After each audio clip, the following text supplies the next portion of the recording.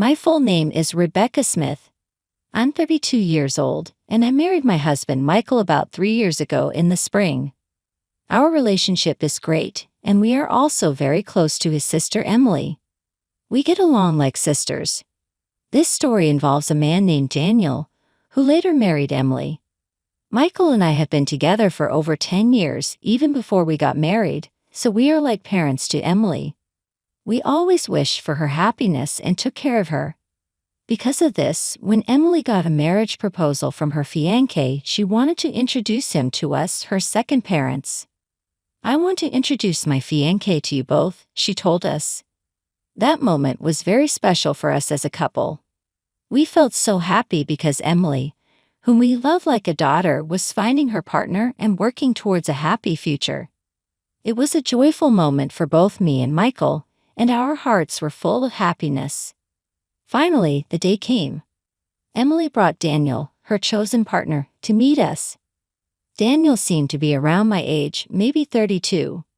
He was 5 years older than Emily, which made me realize she likes older men. I watched him quietly and was impressed by his solid appearance and calm attitude. However, I noticed Daniel kept glancing at me. Did he want to say something to me?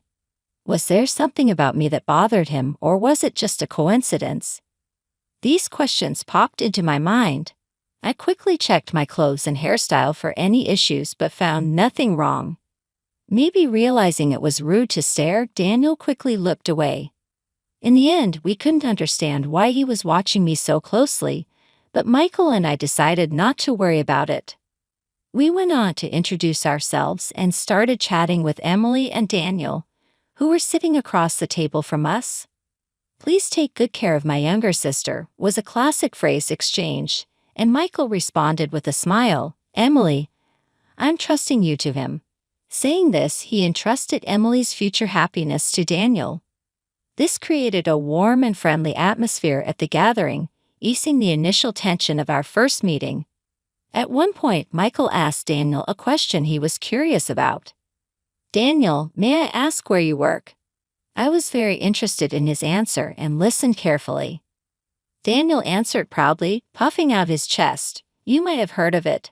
I work at Tea Company, which is growing very rapidly right now." "Tea Company? Is that the famous game development company?" "Yes, that's correct. I actually started working at Tea Company last year, but I didn't leave my old job because I didn't like it. Tea Company approached me directly because they valued my skills highly, so it's like a promotion for me. Don't worry, I didn't start as a regular employee." Hearing this surprising story, both Michael and I were amazed. I couldn't help but widen my eyes, and our gazes met. Seeing our shocked reactions, Daniel seemed satisfied that he had made an impression, and he spoke with even more pride. "That's why I want you to trust me completely with Emily. I'm climbing the career ladder quickly at Tea Company, and I'm confident that I'm progressing faster than most. Even though I started at a regular level, my salary will increase rapidly, and I'll move up in the company quickly, so please don't worry." When I heard what Daniel said, I was so surprised that I couldn't speak. Tea Company is super famous, and I know a lot about it. Michael probably knows about it too, but since he doesn't work there, he might not know all the details. I think both Emily and Michael know that Tea Company is really well known in the industry, but it seemed like neither of them expected Emily's fiancé Daniel to move up the ranks so quickly after joining. I didn't expect it either. Some parts of Daniel's story made me feel a bit uneasy, but I decided to believe him since he talked about being recruited by Tea Company and climbing the career ladder really fast. As we talked about other things, I was curious to know how they met and got together. They said they met through a friend they both knew. Daniel was looking for someone special but didn't want to go to matchmaking events, so he met Emily through a friend he trusted. Emily wasn't actively looking for a boyfriend, but she decided to meet Daniel when her friend suggested it. I really like how Daniel always makes me smile. His clumsiness is kind of cute too, Emily shared. Hearing them talk about their feelings was like hearing something really sweet, even though we weren't eating anything sugary. Their closeness and love for each other were really clear. But there was something that bothered me. As they were leaving our house, Daniel and Emily were talking about bringing rice and gifts. While they were busy with that, Daniel came up to me a bit separately and asked suddenly, "Hey, do you maybe not remember me?" His question caught me off guard, and I couldn't help but tilt my head in confusion. "Do you really not remember me?" he asked again, sounding doubtful. His face was handsome, but I couldn't recall any close friend named Daniel. I tried hard to remember, but I couldn't. Seeing me struggling to remember, Daniel sighed a little, looking disappointed. "Well then, let's exchange contact info, and please tell Michael later I forgot to exchange contacts with him." I was shocked by his sudden informal tone. Even if we were close in the past, I couldn't remember it, and I couldn't recall being close with someone who would speak so rudely. Inside I was full of questions like, who is he? What kind of relationship did we have? But since Emily was there, I didn't think it was the right time to ask or say anything, so I stayed quiet. After we exchanged contact info, I decided to text him to clear up my doubts, but before I could, he messaged me first, saying, "I'm surprised the girl who used to sit quietly in the corner of the classroom in elementary school is married before me. Your face hasn't changed much since then, so I recognized you right away." Growing up, I lived far away, and in elementary school, I was teased by many classmates. Those memories are painful, so I moved away with my family from middle school. In the new city, I met Michael, a wonderful friend, and we became close. I'd rather not think about elementary school. His words surprised me, so I asked, "What do you mean?" I didn't want anyone to misunderstand, so I explained that Michael was involved in our messages. We agreed that Michael would be included whenever Daniel and I needed to exchange info. I didn't share my background or reasons with Daniel. After explaining, Daniel smiled warmly and asked, "Do you remember being called PE girl in elementary school?" The term PE girl had a specific meaning. It was used to tease me by my classmates because I was from a single-parent family. Even though we weren't really struggling financially, there was a time when other moms assumed we were just because my mom was a single parent. This rumor might have spread among the kids and led to the teasing. Because of this, and because my mom was considering taking legal action against the moms spreading rumors, I decided to move to a new place. Since then, I haven't heard that unpleasant nickname, which used to cause me so much trouble. But one day I was surprised when a man admitted he didn't even know what the word poor meant. I calmly told him, "Please watch what you say. You're my sister-in-law's fiancé, and that's all. Please don't say things that don't make sense." After that, he didn't message me anymore. Maybe he took my words seriously and realized he shouldn't be rude. But watching all this, Michael seemed really uncomfortable with the way the man spoke, and his face changed quickly. What is that guy even thinking? It's like he doesn't realize he's talking to the sister-in-law of the woman he's going to marry and bringing up stuff from elementary school and acting like nothing's changed. That's just crazy, Michael said, his anger showing. Seeing Michael so upset, I tried to calm him down, saying, take it easy. But I was also worried, so I called my mom right away and asked her to find a class photo from my elementary school days. I wanted to see if there was a classmate named Daniel in it. Mom quickly found a boy named Daniel and said on the phone, "Wasn't this Daniel the one who used to bully you the most?" Suddenly, I remembered everything I had forgotten. Daniel was indeed the main bully. Just to be sure, I asked Mom to send me the photo. Looking at it, he looked quite different now, bigger and chubby. That's probably why I didn't recognize him. After that, I decided to look into things further. A few months after our first meeting, I got a call from Emily, which was surprising after such a long time. "Rebecca, we haven't got your RSVP for the wedding invitation yet. Are you and your husband planning to come?" "What wedding invitation? We were really looking forward to it, but we never got it," I told her. Emily seemed surprised and said, "I definitely sent it. Maybe something went wrong. Anyway, I'll bring it to you tomorrow," she said, sounding very sincere. The next day, Michael and I got the invitation directly from Emily, and we told her we'd be there. At that point, we had no idea what would happen at the wedding or how it would affect us. No one could have guessed what was coming next.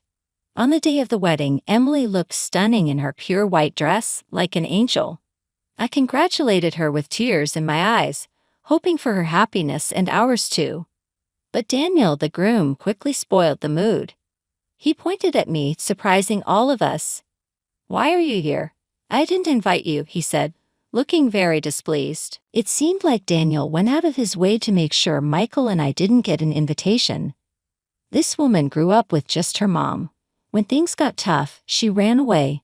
Maybe she had some money problems, and now she's with a rich guy thinking life will be easy. She's living in a dream, he said.